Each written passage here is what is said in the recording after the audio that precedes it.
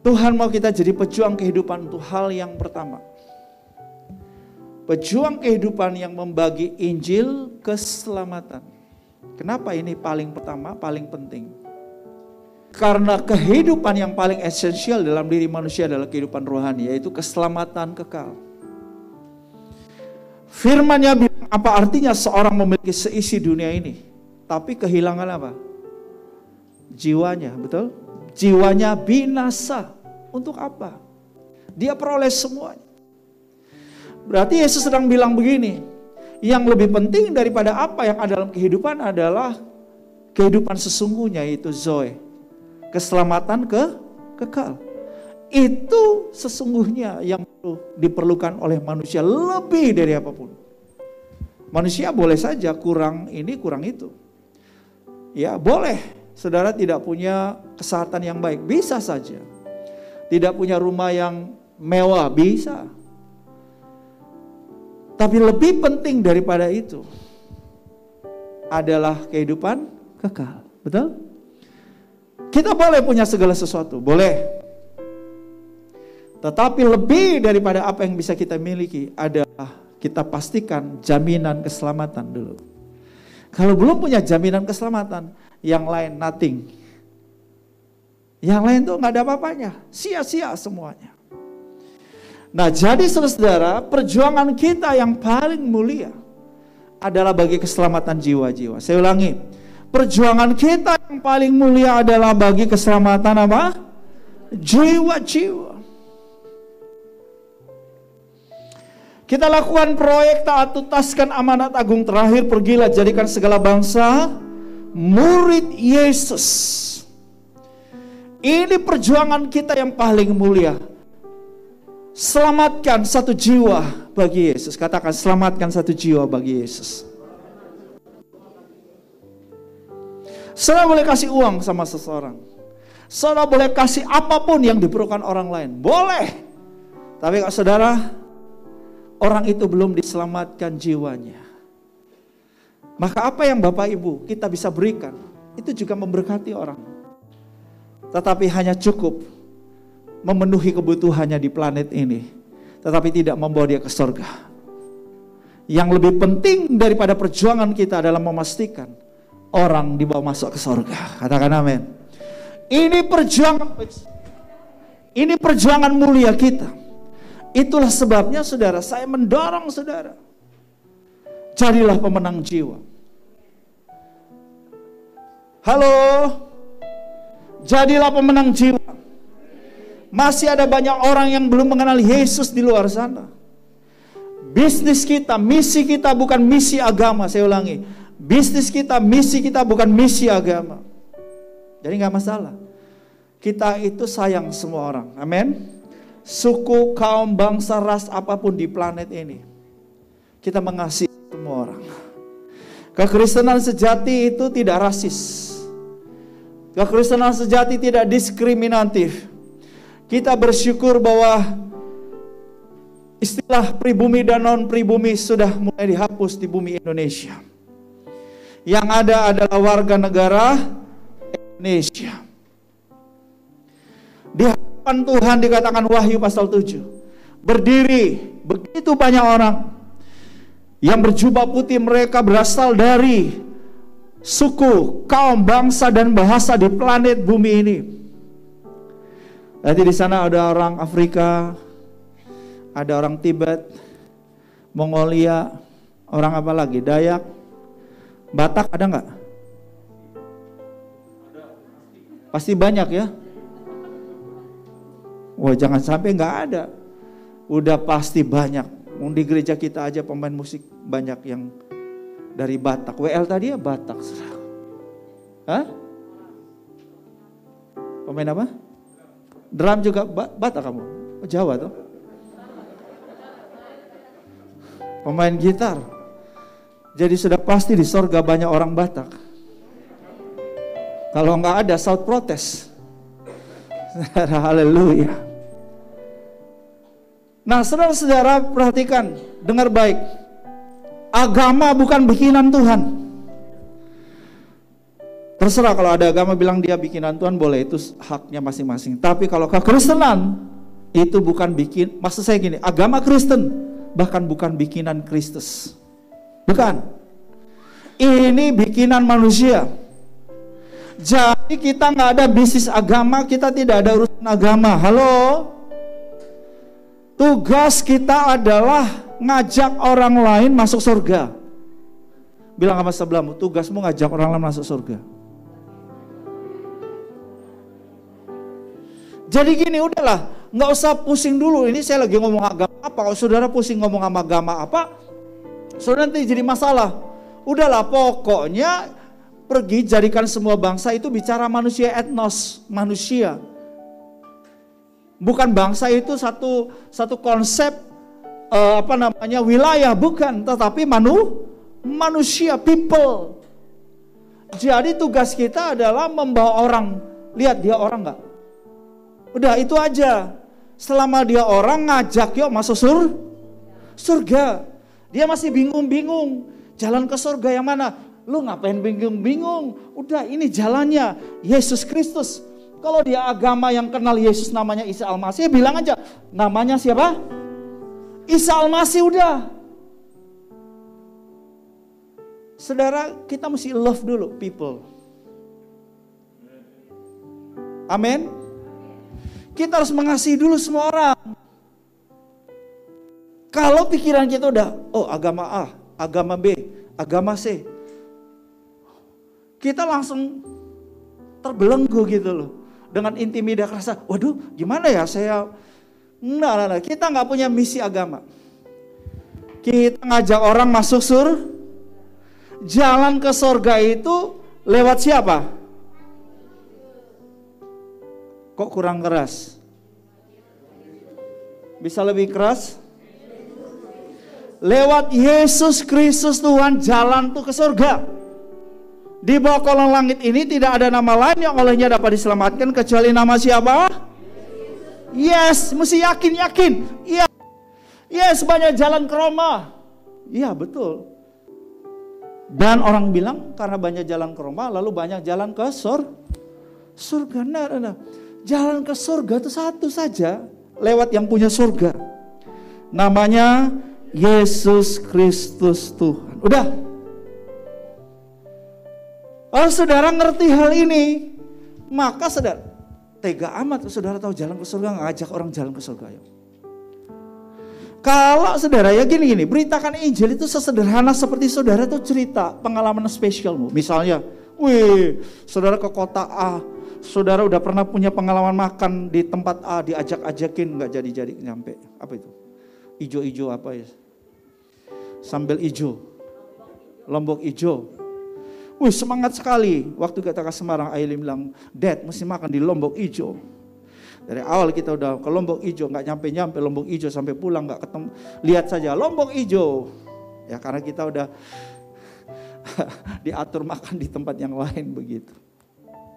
Tapi semangat sekali cerita ngajak makan lombok hijau. Kenapa? Ya karena dia punya pengalaman spesial makan lombok hijau. Jadi ngomong ulang-ulang, lombok hijau deh, kemana-mana lombok hijau.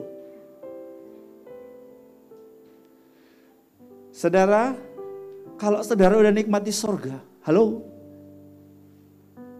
Sudah pada yakin? Udah pada yakin nih? Jadi warga kerajaan surga? Udah rasain gak enaknya surga? Belum?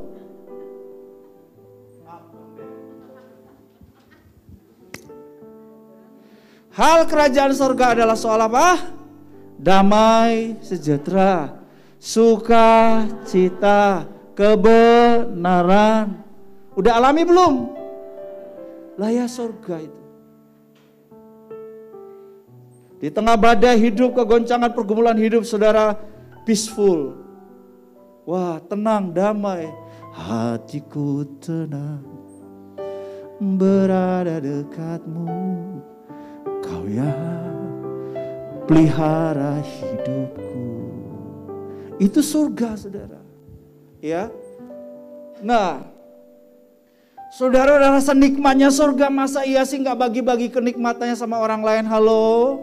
Sesederhana itu saudara punya pengalaman dengan surga. Ayo bagikan surga bagi kehidupan orang lain.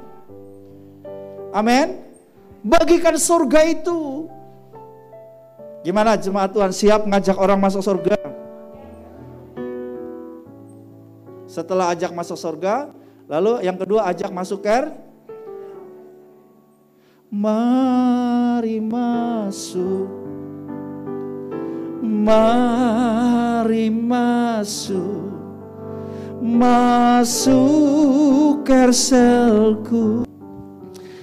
Lalu ajak ibadah raya Ming, jangan online terus, onsite. Ya mumpung lagi nggak ada COVID. Katanya cacar monyet sudah masuk. Nah loh, bingung lagi. Betul kan? Dari luar negeri tuh orang. Ya Pak Dokter ya. Cacar monyet. Nah tahu lagi cacar monyet, nanti orang mulai monyet-monyetan. Waduh, ngeri lagi ini kan. Waduh. Ngeri ini. Aduh, kalau sampai gitu kan ngeri, saudara. Oh Tuhan. Semoga nggak begitu ya dok ya. Tolong ini dokter 2 ada di sini, tolong diatasi Pak. Supaya jangan sampai itu kayak begitu, ngeri sekali. Nanti ada cacar apa lagi saudara-saudara. Hayya. Jadi setelah saudara ajak masuk Kersel, ajak ibadah raya atau ajak ibadah raya Minggu, ajak juga Kersel gitu. Karena kita itu ya, persekutuan orang percaya itu ya ibarat sayap burung Raja Wali, sayap Garuda, terus dua-duanya. Yang satu ibadah raya, kita tertanam dalam ibadah raya, aktif dalam ibadah raya juga, tapi juga tertanam dalam Kersel. Saya harap semuanya juga menjadi bagian dari satu keluarga Kersel. Rick Warren, saudara punya papa juga pendeta. Ada yang pernah dengar nama Rick Warren? Luar biasa ya, hambanya ini udah jemaatnya 50-an ribu, Amerika loh, bukan di Indonesia ya. Itu hebat sekali, itu super. Ayahnya juga pendeta. Ayahnya itu sudah pernah bikin gedung gereja di seluruh dunia, kurang lebih 150 untuk gedung-gedung gereja di desa-desa. Kena kanker, udah mau mati, masih sempat teriak-teriak. 1 jiwa lagi. Selamatkan 1 jiwa lagi. Waduh, udah dalam keadaan kritis saudara. Masih bisa teriak. Selamatkan 1 jiwa lagi. 1 jiwa lagi. Nempel banget sama Rick Warren saudara. Bilang sama orang di sebelahmu, 1 jiwa lagi. Ya, kita mulai dapat berbagi Injil keselamatan, amin. Injil keselamatan bicara mengenai Yesus adalah juru selamat. Kamu gak perlu masuk neraka, men. Udah yakin masuk surga belum? Gak tahu. Udah yakin masuk surga? Semoga. Lo kok semoga? Ya gak tahu. Tergantung amal budi, amal baik. Udah, saya mau beritahu cara tergampang masuk surga. Ada. Lewat Yesus Kristus. Tuhan, berikan aplaus buat Tuhan. Haleluya. Lu ya cerita begitu aja udah gak usah takut. Praise God. Saya mau beritahu bahwa ketika saudara menangkan satu orang bagi Yesus, saudara jadi pejuang kehidupan. Kenapa? Dia yang mati sekarang hidup karena berjumpa sama Yesus, betul? Dia beroleh hidup yang kekal. Saudara jumpai satu orang, saudara injili dia terima Yesus sebagai juru selamat pribadi. Saudara pimpin dalam doa, terima Yesus. Hidupnya diubahkan. Dia bisa menyentuh lagi satu orang yang lain. Dan seterusnya. Saudara mungkin ada yang pernah dengar nama Dwight L. Moody. Dwight L. Moody ini sangat kesohor, punya sekolah teologi yang luar biasa juga, menjangkau banyak orang. Dwight L. Moody ini adalah tadinya seorang karyawan toko sepatu. Dia kerja di sebuah toko sepatu Dia kalau sekolah minggu biasanya tidur-tiduran. Ini duet El Modi Kristen, tapi Kristen-Kristen yang cuek banget, nggak pusing dengan namanya rohaniawan, rohani gitu ya. Nah, si guru sekolah minggu itu pingin pimpin si Dwight ini untuk terima Yesus. Belum kesampaian. Dia mau masuk ganggu saat kerjanya si Dwight. Ngerasanya nggak enak. Tapi Roh Kudus terus mendorong, ayo nginjilin tuh si D.L. Moody. Ya akhirnya dia masuk ke tokoh di mana si Dwight D.L. ini kerja. Lalu dia ngajak si Dwight ini bertobat terima Yesus. Saat itu Dwight yang biasanya enggak, kali itu kok dia mau. Lalu dia didoakan di toko itu untuk menerima Yesus sebagai Juru Selamat pribadi dan Tuhannya. Dan saudara tahu enggak, DL ini kemudian jadi seorang yang luar biasa dipakai Tuhan. Hidup DL menjamah lagi satu orang yang lain. Saya lupa namanya, ada susunan nama-namanya. Dan satu orang yang lain dijamah oleh orang yang sudah dimenangkan oleh DL. Terus dan sampai ada satu orang yang menjamah hidupnya, Billy Graham. Dan Billy Graham bukan jamah satu orang. Dia memenangkan miliaran orang di dunia ini dengan Injil yang luar biasa. Lihat. Jangan pernah saudara remeh sentuhan pada satu orang. Ketika saudara membawa transformasi dalam kehidupan satu orang. Kehidupan satu orang ditransformasi itu. Bisa lagi berdampak pada satu orang yang berikut. Bisa lagi kepada satu orang yang berikut. Tapi satu orang yang berikut mungkin bisa kepada 1.000, 100.000, 1 juta, 100 juta.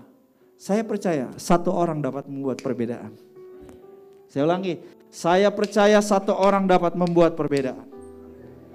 Itulah sebabnya muridkan jiwa-jiwa yang sudah menangkan. 1 orang, 2 orang. Tapi perhatikan, di balik hidup orang itu ada banyak orang yang akan dijamah oleh Tuhan melalui hidup orang itu. Amin. Sebab itu mari kita bersemangat, haleluya, untuk membagikan Injil keselamatan. Tega amat kalau saudara gak bagi Injil keselamatan. Saudara selamat sendiri. Mau masuk surga, malaikat bilang, lo kok gak bawa orang? Enggak. Oh, gue pikir bisa masuk surga sendirian. Ya ampun, egois banget kamu. Pulang dulu aja lah. Ngajak orang lain masuk surga dulu. Selama masih ada waktu, masih ada kesempatan, masih siang, masih boleh bekerja. Ayo, bagikan Injil keselamatan. Amin.